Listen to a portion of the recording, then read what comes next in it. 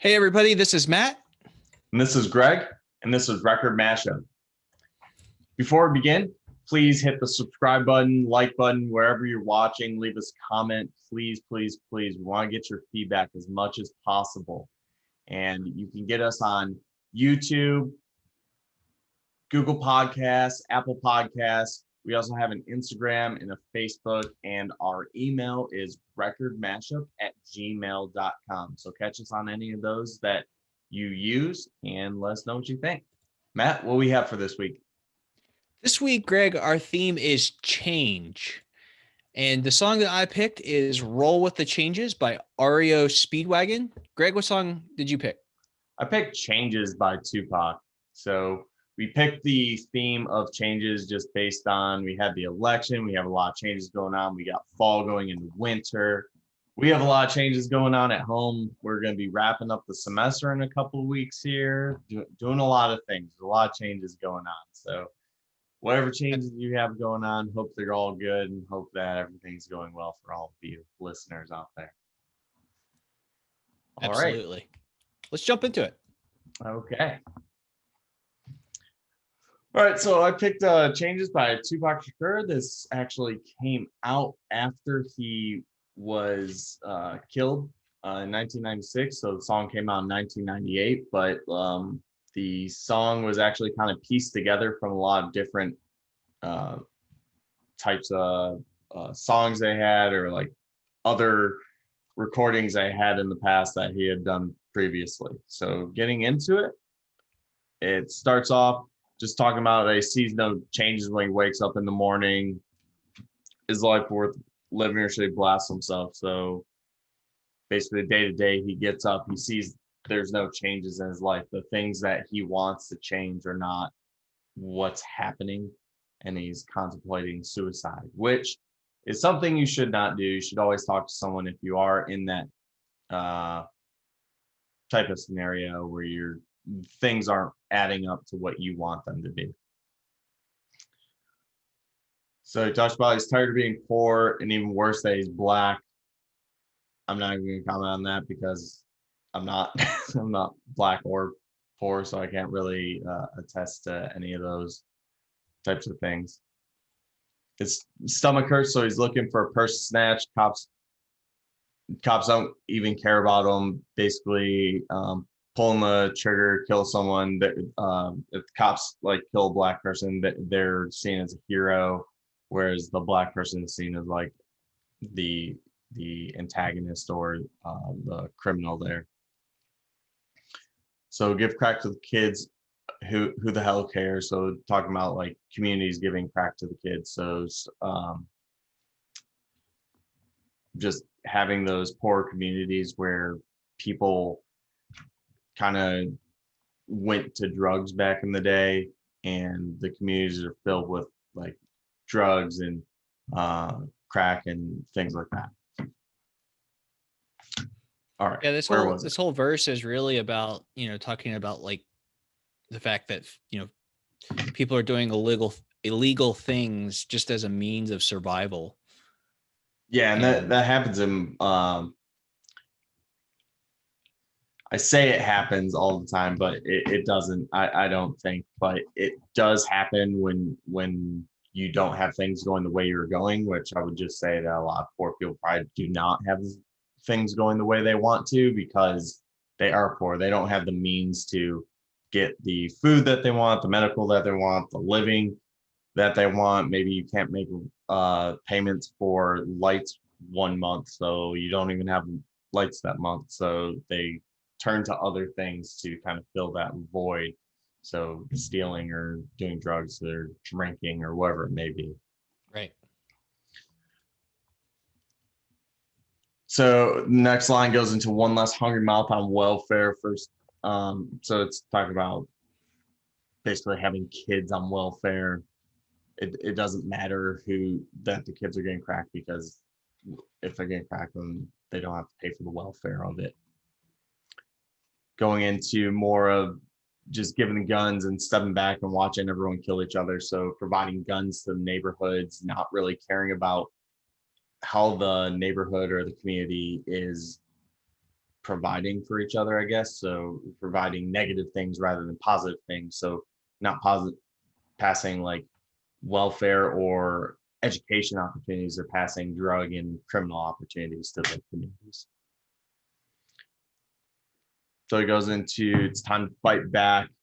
2 shots in the dark. Dark now. Huey's dead. He's got love from a brother, but we can never go nowhere unless we share for each other. So he's kind of going into that more of the changing into the more the positive light on that. So going from death to sharing for each other, providing for each other, trying to get into that more positive note there. He's got to start making changes, learn to see his brother instead of 2 distant strangers. And that's how it's supposed to be. How can the devil take a brother if he's close to me? So going into that one, talking more and just making changes for the better, like we may have differences, but we should still see each other as family or brother, just instead of trying to kill each other or rob each other or hurt each other or whatever it may be, going toward the positive effects, not the negative effects. Yeah, and I like that last line in this first verse. I wish we could go back to when we played as kids. This idea of how kids are so innocent, right? And yeah, and then he says, "But things change, and that's just the way it is." We grow up, and we can't hold on to that innocence throughout our entire lives. Absolutely, and based on the way that how some people go through things, they grow up a little bit faster, so that being a kid might end at, I don't know, being 10 years old by someone else who's being able to be a kid up to when they get out of high school. Yeah. Just different perspectives on that also.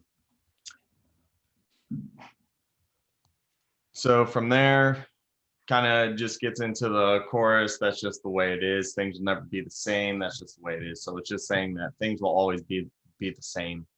There's not, unless we try to do something about it, there's not going to be any changes. So, well, no, I think he actually says things will never be the same. So I think that's actually, he's saying there that things will change. Because that's actually a transition. So this chorus is based off of Bruce Hornsby's song "The Way It Is." Yep. And that line is actually, it's almost like a verbatim chorus. But that's the one line that they changed. So here, Tupac is saying things will never be the same, whereas Bruce Hornsby's version was some things will never change. So I think Tupac is actually saying that things do change because they're never the same. Yeah, I kind of took it as just like he's saying that's just the way it is. So if you go back to the first verse, he's saying this is the way things are, and that's the way they are. And I get your take on it. I don't know why that the way I interpret it is the way I interpret it. Yeah, probably the wrong way because you make a good argument there. But well, I mean, everybody hears things different and understands things different. So that's why we do this. but I will agree to your point that there's definitely been some changes since this song came out. Yeah. All right, getting into the second verse, it goes into see no changes. All I see is racist faces, misplay hate, make disgrace to races. So playing on that racism thing, which that has not changed in my opinion. There is still a lot of racism throughout the world, not just in the United States, but throughout the world. And we do need to make that change. Going into the second verse. So one better place, let's erase the wasted, take the evil out of the people. They'll be acting right because both black and white smoking crack tonight. So doesn't matter if you're black or white, all do the same things. And the only time we chill is when we kill each other. It takes skill to be real, time to heal each other. So instead of fighting, going into just collaborating, being friends, and being together, basically. And then the line that didn't age well, I guess you could say, is we ain't ready to see a black president. Well, we've had one, and that I don't think that was too far after. It was only 10 years. I don't think 10 years is that long, but then again, in the recent past 30, 40 years, I think times have been changing a lot faster than previously in history. Yeah, you know what's kind of cool too about Obama's 2008 run. You know what one of his themes was, don't you? Change. Yep. All right. So, Sorry, little anecdote. yeah, no, that's great. That's great. He probably had this playing on his iPod, like in the car. I say iPod, even though those don't exist anymore, but that wasn't too long ago that they did. iPods were probably still around in 08. I don't know. Was Yeah, the maybe the last iPhone? iPod, technically iPod Touch, was 2017, I think. Okay. I had the last one, the last like version of it. Now they only Obama make the probably had an iPhones. Obama probably had an iPod. I think he was still like using a BlackBerry when he took office. So He might have actually had a Zoom or yeah, a, that's a true. Zune. Sorry, the Yep. Microsoft one. Yeah. Yeah, those like giant bricks. Yeah. Whew. All right, getting back into it. So Penitentiary's plaques all filled with black. So mostly black people are in the jail system or correctional system. That which he's kind of getting it at shouldn't be the fact. Try to show another way, but you're staying in the dope game now. Tell me what's a mother to do. Being real don't appeal to the brother in you. So people stay in, deal drugs, do criminal activities. The parents do not want that. Moms and dads do not want that for their children. But the kids don't see that because I know it was for me and for other people I knew, but some people just don't see their parents as the cool people, you know. So what their parents want is not what they want to do. And then going into the next couple lines, I made a G today, but you made it in a sleazy way, selling crack to the kids.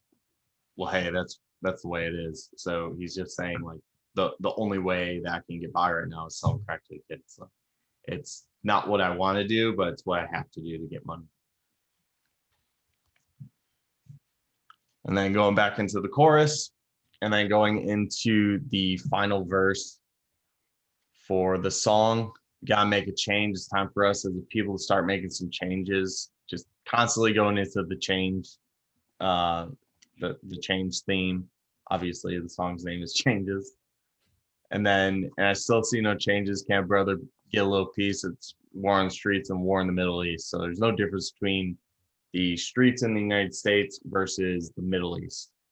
There's different wars, sure, but he's talking about the war on poverty, war on drugs, racism, things like that, just happening in the streets of the United States. So it's the same thing. And then I ain't never did a crime I ain't have to do, but non-black or black's giving it back to you. Don't let them jack you up, back you up, crack you up, him smack you up. You gotta learn to hold your own. And they get jealous when they see you with the mobile phone. So saying that people kind of are judging him based on what he owns and what he's doing. Getting back into the cop theme, but tell the cops they can't touch this. I don't trust this. When they try to rush, I bust this. So he doesn't have a trust in the cops really, just based on that earlier theme that he had with cops being conflicted with young black men or just young black people in general. And then going into mom didn't raise a fool, and as long as I stay black, I gotta stay strapped and never get to lay back. He's always worried about the paybacks, and some buck that I got that roughed up way back coming back after all these years. So he's the rat tat tat. He's talking about he's getting in an altercation with someone that he had an issue with years ago, and the rat tat tat is kind of like the gun sound that he is talking about. So there's a lot of changes in the first two verses. I think the third verse kind of goes around a couple of different ways and making references back to the first two verses. And I think I saw this in one place that the third verse was from a different song, I believe. I know Yeah, that they so pulled different parts from different things, I believe. yeah, since the song came out after his death, they added parts from different songs, or they took snippets from like things he had previously recorded that may have not been released to kind of formulate it together. Right. But Yep. It's a good song. It was funny. I'd never really listened. Our listeners know that I'm not really big into rap music, but I did recognize the chorus. Although I did realize after researching it a little bit more that I probably recognized the Bruce Hornsby version. um, but but I enjoyed the lyrics of the song. I think it had a really the message behind it. I think was very relevant to the world we still live in today, more or less, with the one exception that we pointed out. But um, and I enjoyed it lyrically. So yeah, I really enjoyed the song when it came out, which seems like a lot of people did. So getting into the song facts for this song, had a couple of accolades. It was the best rap solo performance at the Grammys in 2000. It remains the only posthumous song to be nominated in this category. If you don't know what posthumous means, it means after someone has passed. And it was also nominated at the MTV Video Music Award for Best Editing of Video and Best Rap Video in 1999. Looking at the weekly charts, it did peak number one in quite a few places. So another number one in Netherlands, on a couple of charts there in the UK, and surprisingly, it did not hit number one in the US Billboard though. It only reached number 12 on the Hot R&B hip hop songs and number 32 on the Billboard Hot 100. It also got number one in Norway. and it charted in several countries. Yeah. Got a lot of European love there. Yeah. Interesting fact too. It apparently was also listed on the Vatican's official MySpace music playlist. I didn't see that one. That's Yeah. ridiculous. They offered an explanation for it, and I should have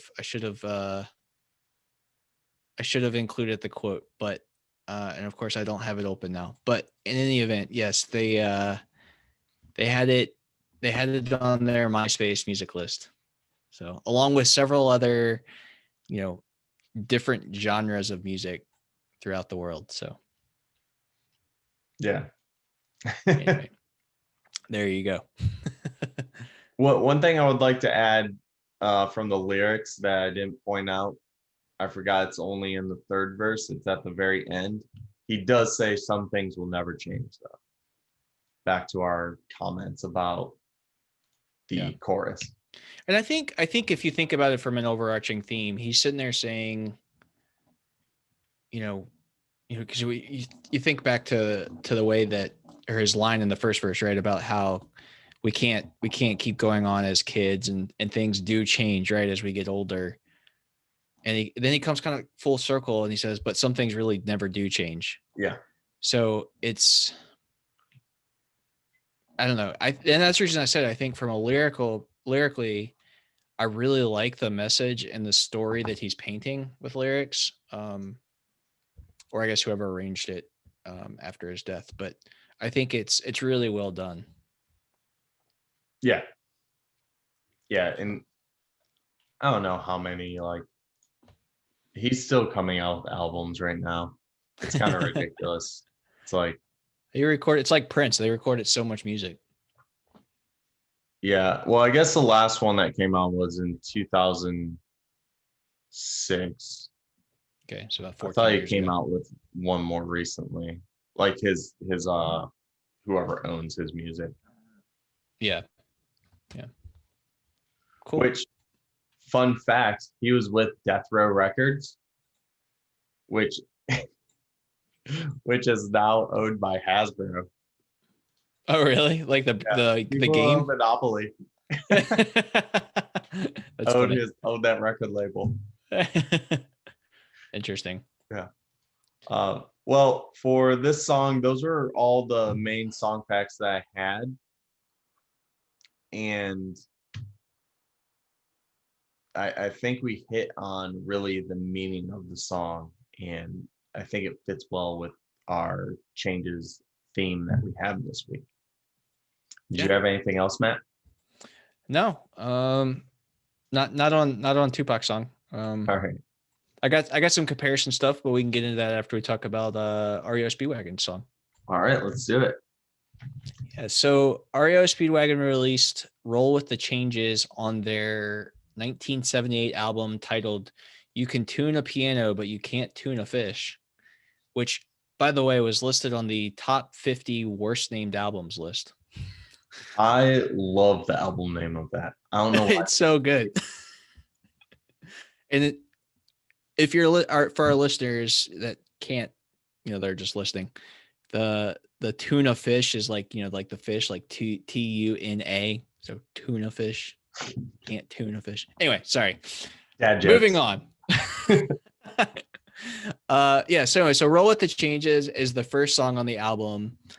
In my personal opinion, I think it's probably the best song on the album. Although Time for Me to Fly, which is the second song, is also a really great REO Speedwagon song. I really like REO Speedwagon. I think they're classic rock band. I've actually seen them perform live, which I can talk about that later. But anyway, so this song was written by the band's lead singer, Kevin Cronin. And the story here is actually kind of interesting. Kevin had been in and out of the band throughout the early 1970s. And by 1976, he was back in it.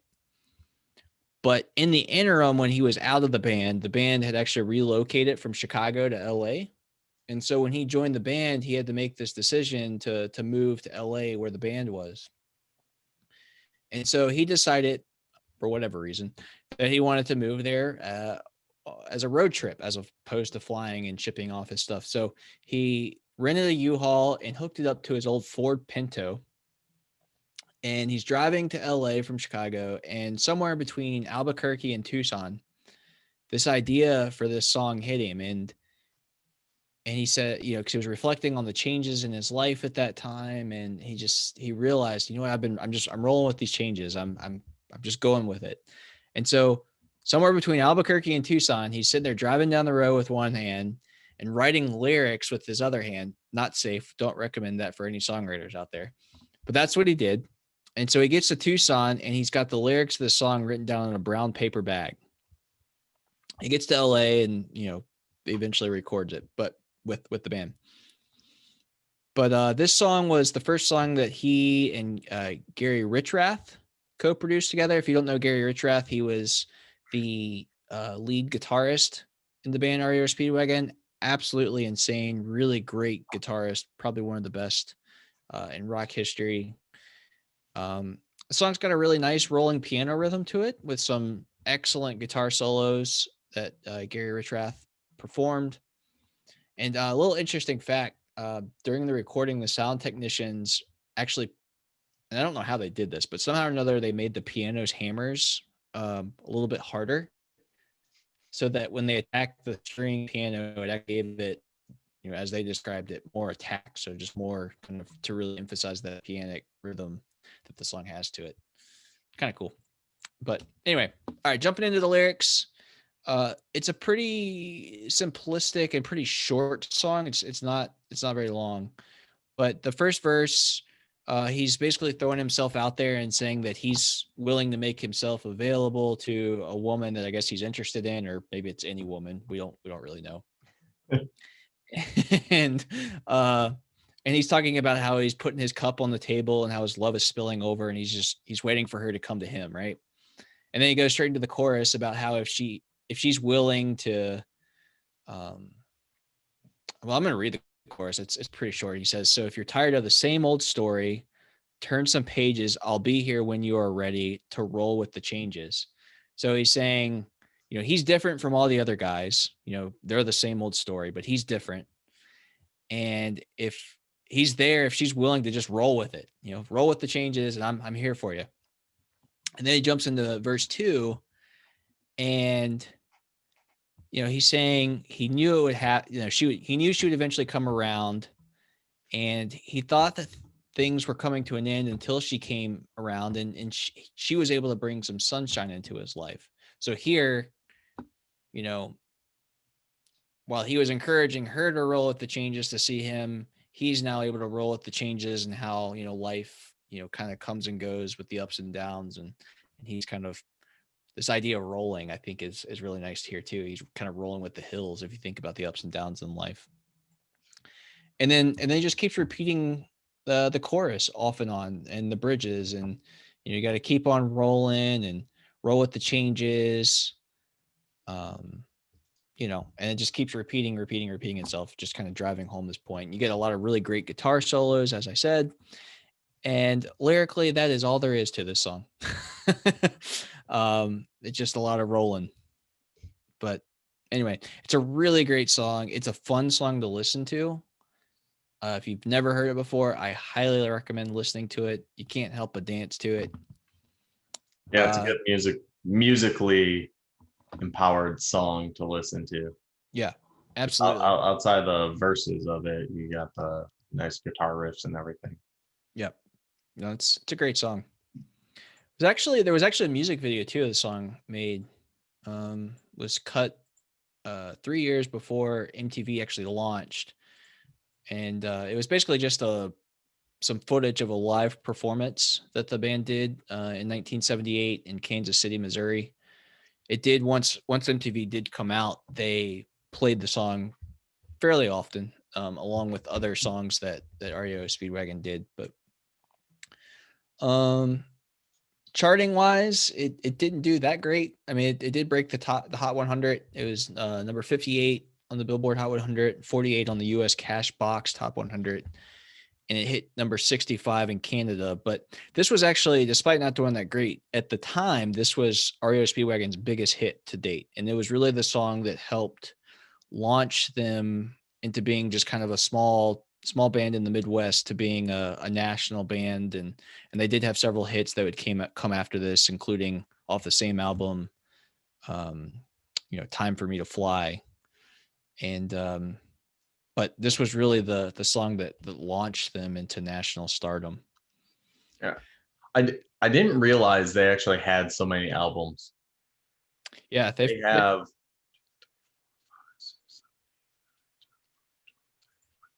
16 albums, and I think they still record. Because I think their latest album was 2000. Their latest album was 2009. Not So Silent Night, Christmas with REO Speedwagon. They also another terrible song or album name that they have: The Earth, A Small Man, His Dog, and a Chicken. That's great. Oh man, that's an amazing cover to that album too. You should take a look at it. I will have to do that. Right. I know that their best album is considered High Infidelity, which is a great album. If you've never listened to it, give it a listen. Yeah, but, I saw that when MTV did come out and they played the video for Roll with the Changes, they did play it with a bunch of their hits from the High Infidelity album. Yeah. They had a lot of hits off of that album, and yeah, it's a great album. If you've never listened to it, give it a listen. Yeah. Or you could just listen to, you can tune a piano, but you can't tune a fish. Anyway. Listen to it for the terrible dad jokes. Yeah. But anyway, that's really all I got. I did, as I mentioned, I did get the privilege to see REO Speedwagon in concert back in 2018. I actually went to go see a different band. It was a kind of a joint headlining band along with Styx and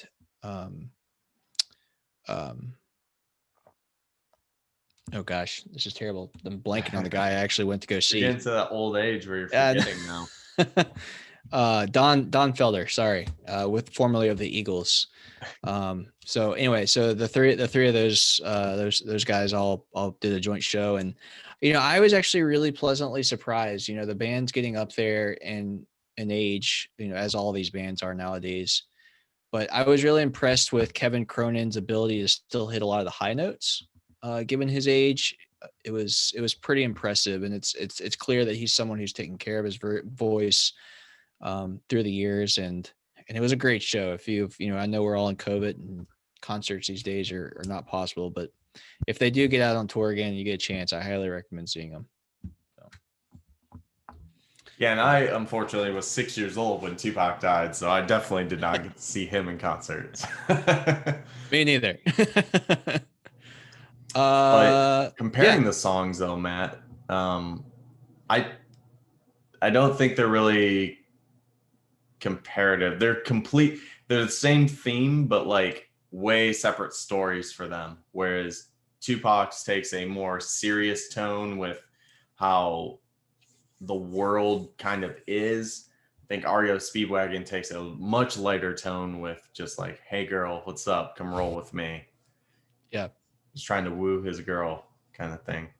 Yeah, no, I think that's definitely true. I had kind of in my notes here, I described it more as ROSP wagons change or roll with the changes being about personal changes, changes in your personal life, whereas Tupac's were more about like societal changes, society as a whole. Yeah. I do think though that they both kind of acknowledge, with the exception of the full circle final line in Tupac's changes, but more or less throughout the song they do at points acknowledge that things are changing and that we have to accept that change for what it is. More so REO Speedwagon is a little more explicit there. I think Tupac's is a little bit more of an underlying Yeah, I think message. Tupac's is more of a there won't be any changes unless we actually do something. Right. So you have to actually go do something to get some change. You can't just sit around. Yeah. It requires active engagement. So, but I like both songs. As I say, I hadn't really heard Tupac's song explicitly aside from the chorus, but I it, also have not listened to REO Speedwagon really at all. So you did got you that enjoy too. it? I did enjoy it. It was a nice listen. Yeah. I don't listen to a lot of rock music, but I do enjoy the ones that we've brought up on this show. I wouldn't pick a bad song, Greg. Well, I attempt to not pick a bad song also, but you might think it's a bad song. I have enjoyed every song we've done so far, and where are we in 15 episodes or something? Yeah, I think this this is it was episode 14. something like that. Somewhere around that. We'll check when we post. 15. It's episode 15. Awesome. Well, Greg, what do we got lined up for next week? Next week, we have the theme of happy or happiness. And for my song, I will be doing Happy by Pharrell Williams, who I think is one of the most talented musical artists out there right now. And we can talk about that more next week. I won't toot his horn today. But Matt, what do you have? I'm going to do Happy Anywhere, which is actually a fairly new song by Blake Shelton and Gwen Stefani, who I haven't is heard Gwen recently Stefani engaged. in a while. Yeah, her and Blake are engaged now. They're getting married. Oh, dang. Yeah. So it'll be fun. I love Pharrell as well. Fellow Virginian. It's going to be good. All right, that'll be great. Well, thank you everyone for tuning in this week, and we hope that you enjoyed it. I think there's a little bit shorter episode, but still get to enjoy it. And if you haven't already, press the subscribe button, send this to a friend, share it, like it, love it, whatever you want to do. Please leave a comment or send us an email at recordmashup@gmail.com. You can catch us on Facebook, Instagram, YouTube, Google Podcasts, Apple Podcasts, Castbox, or any other streaming service that you use.